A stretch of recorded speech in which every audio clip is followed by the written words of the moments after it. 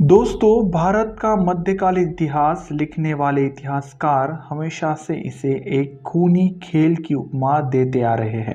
यह इतिहास पूरी तरह से बाहरी आक्रमणकारियों से भरा पड़ा है। इन लूटपाट और कत्लेआम की कहानियों में एक कहानी तैमूर राजवंश के संस्थापक तैमूर की भी है। कहा जाता है कि तैमूर ने 1398 में भारत आकर न सिर्फ लूटपाट मचाई बल्कि लाखों कत्लेआम भी किए। उसके खौफ से दिल्ली लगातार 8 दिनों तक आग की लपटों में जल रही थी। यह नज़ारा वाकई में बहुत दर्दनाक था। तो चलिए नजर डालते हैं तैमूर के भारत पर किए इस इन्विजन पर। इस कहानी की शुरुआत होती है दिल्ली के दक्षिण पूर्व में बसे एक छोटे से नगर समरकंद से। यह जगह भारत से करीब करीब 1000 मील दूर थी।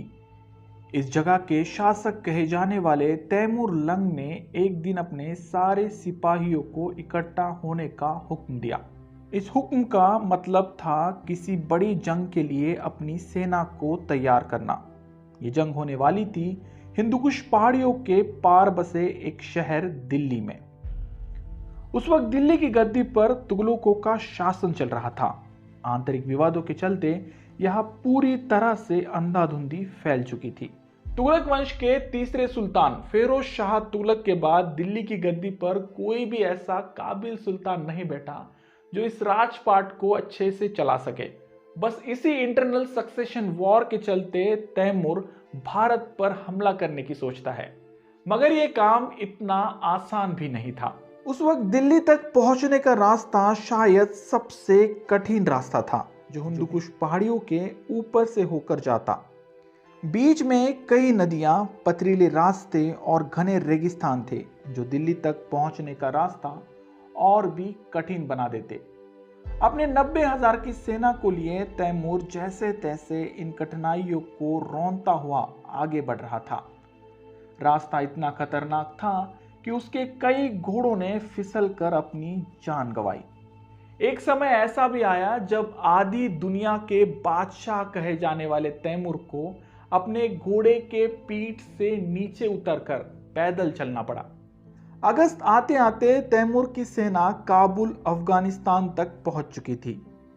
दिल्ली पहुंचने से पहले तैमूर ने लगभग 1 लाख से भी ज्यादा लोगों को अपना गुलाम बना दिया। दिल्ली के पास पहुंचकर लोनी में तैमूर ने अपना डेरा डाला और यमुना नदी के पास एक छोटे से पहाड़ पर रुककर हालात का जायजा लिया। हालांकि उस समय आपसी रंजिशों के कारण दिल्ली की ताकत बहुत घट चुकी थी, मगर फिर भी उसकी 4 दीवारी के अंदर 10,000 घुड़सवार, 40,000 सैनिक और 120 हाथी तैमूर की सेना का सामना करने के लिए तैयार थे। तैमूर ने हाथियों को कभी देखा नहीं था, उसने बस उनकी कहानियां ही सुनी थी। उसके हिसाब से हाथी वो महाकाय जानवर होता है जो अपनी सूंड के सहारे किसी भी इंसान को एक झटके में उठाकर दूर फेंक दे। गुस्से में आ जाने के बाद वो पेड़ को उखाड़ दे और दीवारों को चकनाचूर कर दे। तैमूर के दिमाग में बसी हाथियों की यह प्रतिमा बिल्कुल सही थी, लिहाजा उसका सबसे बड़ा चैलेंज हाथी ही होने वाले थे। लड़ाई शुरू होने से पहले उसने जमीन पर अपना सर रख जीत की दुआ मांगी और शुरू हुई एक महान युद्ध की दास्तां। तैमूर ने अपनी आत्मकथा मुल्फिजत तिमूरी में इसके बारे में जिक्र करते हुए लिखा है, मेरी सबसे बड़ी चिंता थी ताकतवर हाथी। हमने समरकंद में उनके बारे में कहानियां सुन रखी थी और पहली झड़प में हमने उनके कारनामे भी देख लिए। उनके चारों तरफ चिरबख्तर लगा होता था और उनके पीठ पर हौदों में मशाल फेंकने वाले लोग, तीरंदाज और महावत बैठे रहते थे। रणभूमि में ऐसी अफवाहें भी थी कि हाथी के बाहरी दांतों में जहर लगा हुआ था, जिनको वो लोगों के पेट में घुसा देते थे। उनके ऊपर तीरों और भालों का कोई असर नहीं हो रहा था। इस परेशानी से बचने के लिए तैमूर ने अपने सैनिकों को यह आदेश दिया कि वे हाथियों के महावत यानी हाथी चलाने वालों को अपना निशाना बनाएं। मगर इसका कुछ खास असर होता नहीं दिखाई दिया। महावतों को मारने के लिए सैनिकों को हाथी के बहुत करीब जाना पड़ता।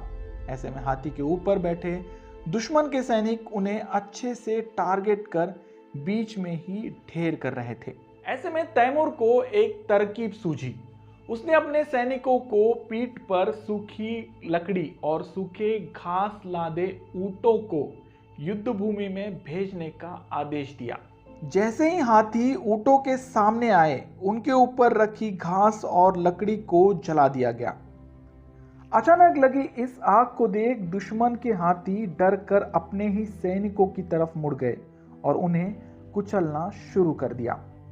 नतीजा ये हुआ कि दिल्ली की सेना के बीच अफरा तफरी मच गई। युद्ध क्षेत्र से दूर एक सुरक्षित जगह खड़ा तैमूर इस सारे नजारे को देख रहा था। दुश्मन की ये हालत देख वो जोर जोर से हंसने लगा। उसके साथ खड़े सैनिक भी उसका हंसने में साथ दे रहे थे। खैर, इस लड़ाई को अपने हिसाब से खत्म करने के लिए तैमूर अपने घोड़े पर सवार हो खुद युद्ध भूमि में उतरता है। उसके एक हाथ में तलवार और दूसरे हाथ में कुल्हाड़ी थी। अपनी आत्मकथा में उसने इसका वर्णन कुछ इस प्रकार से किया है।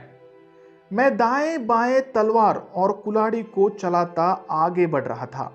मैंने 2 बार हाथियों की सूंड को काट डाला, जिससे वे घुटने टेक कर एक करवट लेट गए। हाथियों के बाद मेरा सामना दिल्ली से निकले एक बहुत बड़े सिपाहियों के दस्ते के साथ हुआ। ये सिपाही हमारा रास्ता रोकने की कोशिश कर रहे थे।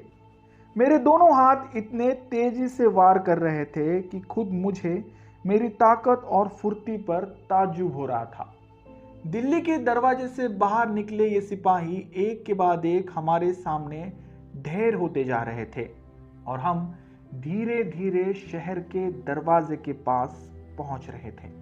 उस वक्त मेरी नजर मेरे रंगीन कपड़ों पर गई। मेरे सारे कपड़े खून से तरबतर थे। मुझे ऐसा लगा जैसे कि खून के तालाब में मुझे फेंक कर बाहर निकाला गया हो। खैर, इस युद्ध को जीतने के बाद तैमूर अपनी सेना समेत दिल्ली की दीवारों को फांदकर एक रॉयल एंट्री लेता है। दिल्ली के अंदर एक तंबू गाड़ कर हड़बड़ी में तैमूर का एक छोटा सा दरबार बनाया गया। उस वक्त दिल्ली के सुल्तान कहे जाने वाले महमूद शाह तुगलक अपने कुछ वफादारों समेत भाग खड़े हुए। उसका युद्ध भूमि छोड़ यूं भागना दिल्ली की जनता को एक भूखे शेर के सामने छोड़ने जैसा था।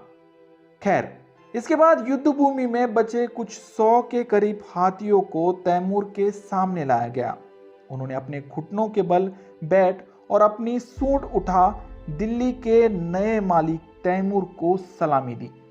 युद्ध अब पूरी तरह से समाप्त हो गया था। ऐसे में तैमूर के सिपाही दिल्ली के हर घर में जाकर उन्हें ये बता रहे थे कि उनको अपने नए मालिक को कितना हर्जाना देना है।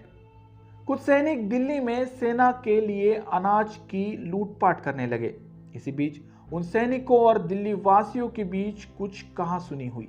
कई इतिहासकारों की माने तो लोगों ने जब ये देखा कि तैमूर के सैनिकों द्वारा उनकी महिलाओं की बेइज्जती की जा रही है और उनके धन को लूटा जा रहा है, तो उन्होंने अपने अपने दरवाजे को अंदर से बंद कर खुद को आग के हवाले कर दिया। इसके बाद दिल्ली में इतना नरसंहार हुआ कि सड़कों पर लाशों के ढेर लगने लगे। तैमूर के सैनिक दिल्ली वासियों के कटे हुए सरों को मीनारों की तरह सजा रहे थे और उनके बचे धड़ों को चील और कुत्तों के लिए छोड़ रहे थे। दिल्ली की गलियों में लगातार 3 दिनों तक यह कत्लेआम चलता रहा। नतीजा यह निकला कि अपनी धन दौलत, जवाहरात और इत्र के लिए मशहूर दिल्ली जलते हुए नरक में बदल गई, जिसके कोने कोने से सड़ रहे लाशों की बदबू आ रही थी। इसी बीच अपने शामियाने में बैठा तैमूर ये सब कुछ जानते हुए भी आराम से बैठकर फल खा रहा था। उसके चारों ओर सोना, चांदी, कीमती पत्थर और कपड़े पड़े हुए थे जो उसने दिल्ली को लूटकर जमा किए हुए थे। तैमूर दिल्ली में सिर्फ 2 हफ्ते रहा। इस बीच आसपास के अमीरों और नोबल्स ने उसकी अधीनता स्वीकार करते हुए उसे कई नजराने भेजे। इन नजरानों को स्वीकार कर तैमूर ने उन सभी अमीरों और नोबल्स को अपनी खूंखार सेना के खौफ से बचाए रखा। दिल्ली के कई हस्तशिल्पकारों को वो बंदी बनाकर अपने साथ समरकंद ले गया।